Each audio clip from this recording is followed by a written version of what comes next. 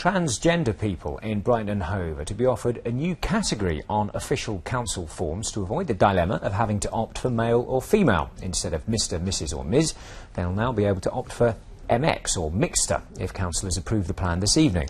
Well, it's part of a range of measures that the council's proposing to be more inclusive of transgender people who've been identified as one of the most vulnerable groups in the city. And our reporter Natalie Graham is at Brighton Town Hall for us now, which is where councillors are discussing the plans. Natalie, this also includes gender-neutral public toilets for those people who don't want to be categorised as male or female. That's right, and it's the gender-neutral toilets plus this new mixter category which have really captured the public imagination, but both the council and the transgender community in Brighton are very keen to point out that they're just two elements in a whole range of measures expected to be approved during the meeting that's taking place in the town hall now. Changes to accommodate the transgender population are already being made in Brighton and Hove. These toilets are becoming gender neutral, and the council wants all public conveniences in the city to follow suit.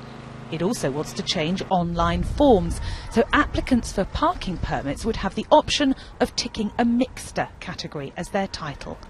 Transgender support groups are keen to point out that these changes are far wider than just toilets and titles. We know that trans people suffer much more proportionally with mental health issues, and it's these little things that constantly remind you that you're less important, less significant. So as they improve, I think the trans community as a whole will steadily get happier and healthier. Although all the political parties in the city support the changes, some Christians are unhappy. Humanity is made of two halves, men and women. We're either a man or a woman, and so actually to begin to have forms where we actually put down what we think we are is something that isn't the truth. But in Rottingdean, where the first gender-neutral toilets will open soon, most people are relaxed about the issue. I think it's a good thing, really, because there are a lot of alternative sort of people around, particularly in this area, and I think it's a good thing if people aren't stereotyped, really. I don't know who's concerned about it except the council.